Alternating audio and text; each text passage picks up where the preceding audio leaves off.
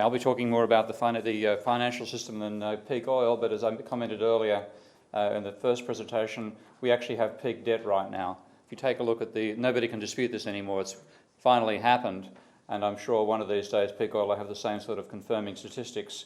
Here's the ratio of private debt to GDP in England, in America, from 1920 to now. The blue line being government debt, which of course is obviously far more important. You always worry about the small thing, don't you? Okay. It's the private debt which is causing the downturn, and public debt has risen in correspondence to that. And of course, the insane idea to make private debt go in the same direction as public debt go in the same direction as private debt will guarantee us to go back into another downturn. So I think austerity is an insane idea, and simply graphing the data like that is a good way of establishing why. Now, only the Great Depression compares what we're going through right now. Again, that's obvious in the data. There's been no downturn in the level of private debt like one we're going through now in the whole post-war period. The only corresponding time was the Great Depression. And equally, the only time with rising levels of debt in the bubble sense we have now, followed by plunging with the boom before the Great Depression. So again, that's why the comparisons with the Great Depression are quite valid. There's nothing like this in post-war history. We've actually recreated the condition that gave us the Great Depression.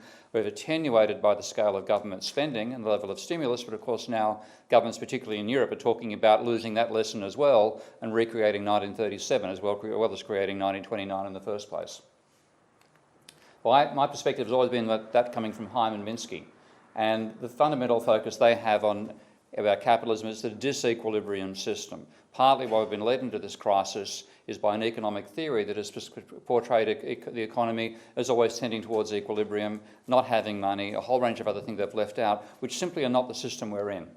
And Fisher put it best when he was a person who was a believer in equilibrium analysis. His theory of interest actually assumed that all debts are paid, and then he breached his own assumption during the Great Depression, and thank God learned from it. And he said, even if you believe that, he said there must be under or over everything in the real world because shocks will disturb you above or below that equilibrium level.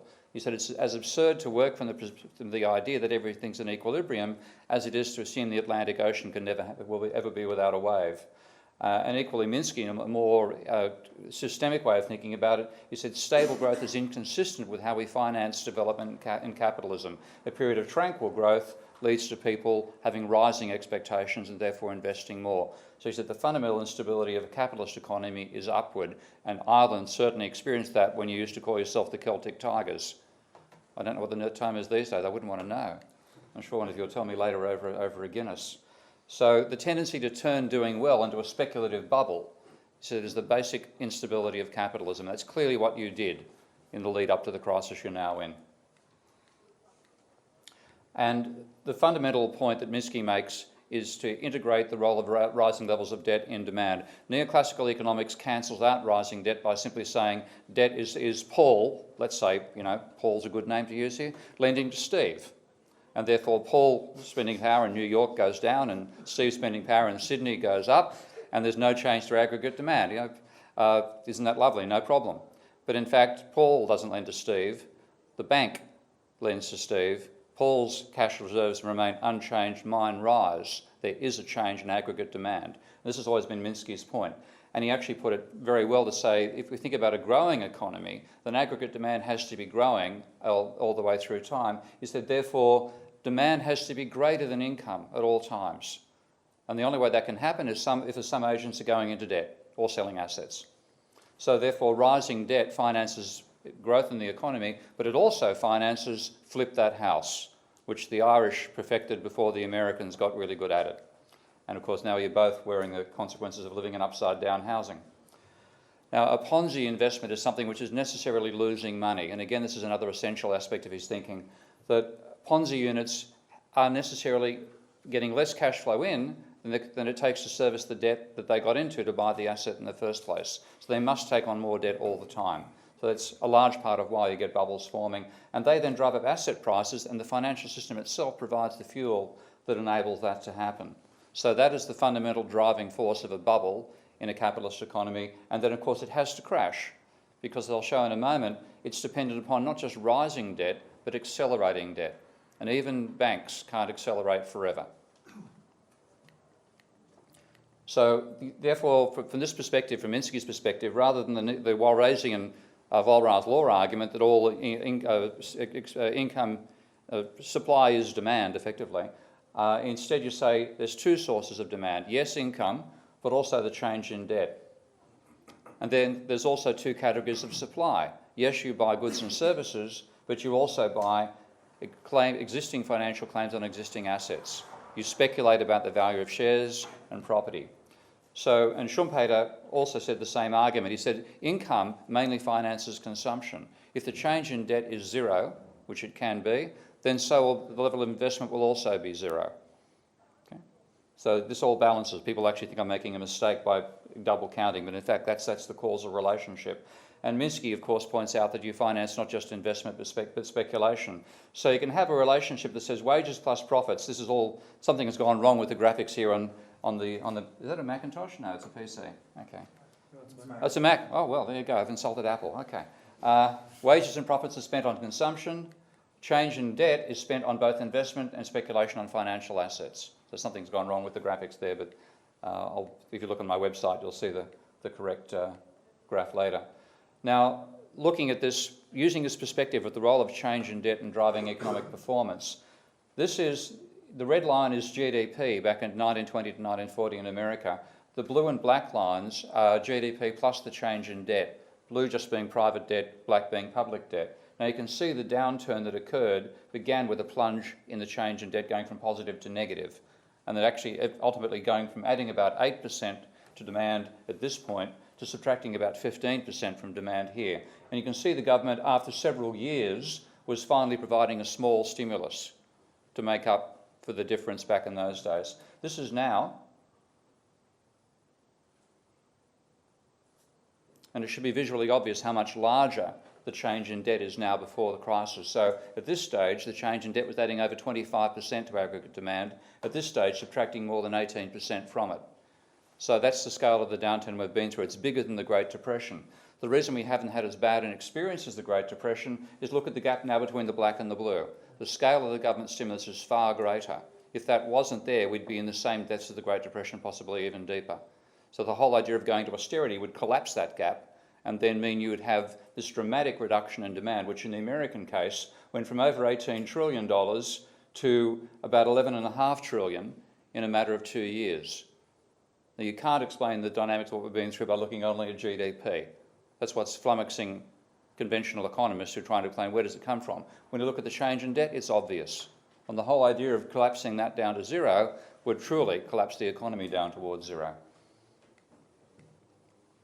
Now looking at the relationship between acceleration of debt and change in employment, because since I've argued change in debt sustains GDP and the value of asset prices, then acceleration of debt will be a leading indicator of change in employment and change in GDP and change in asset prices as well. So this is looking at the acceleration of debt and correlating it to the change in employment during the Great Depression from 1920 to 1940.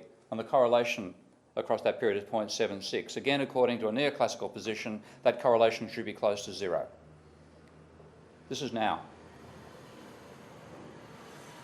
Using monthly data, still a very powerful correlation, 0.69. And you can see how deep the plunge was in the acceleration of debt, from a strong acceleration in 2008 to massive deceleration in 2010. But partially the recovery we've been through is because even though debt's being reduced, private debt, because it's being reduced at a slower pace now, there's actually been acceleration in debt.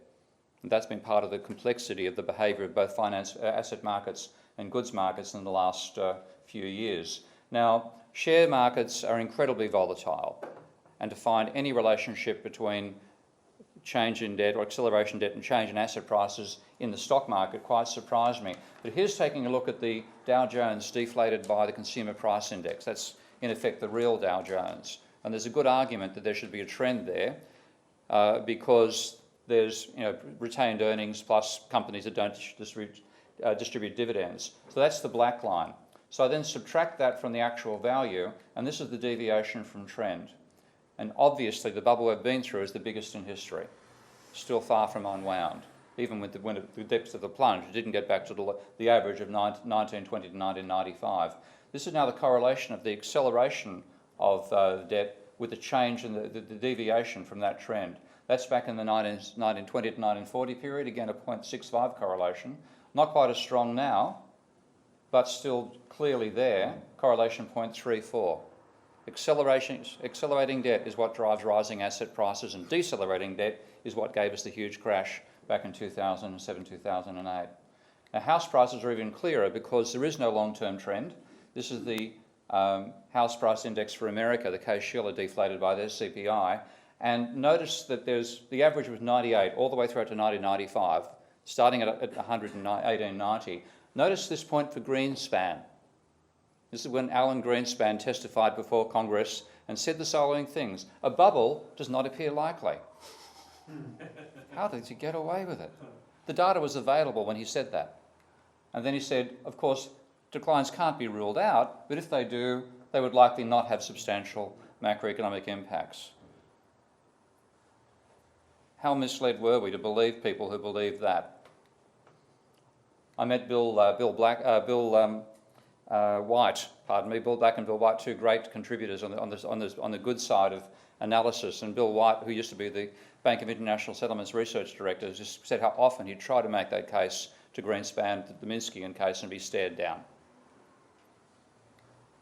Wouldn't listen to him. Now, this is the relationship between accelerating mortgage debt and change in house prices in America. That's a 0.78 correlation. Again, you can see the plunge in house prices correlated with the deceleration in debt.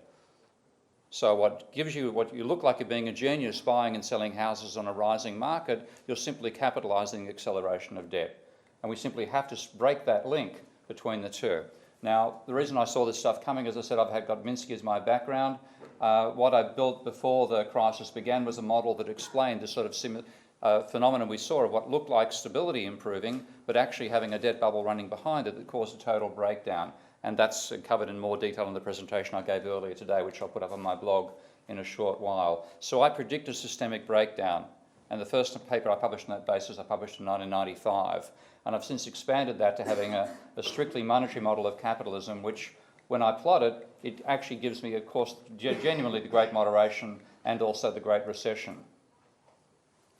Growth going on for a while, then suddenly terminating. What looks like stability for a while, actually ending in a collapse into deflation and rising unemployment.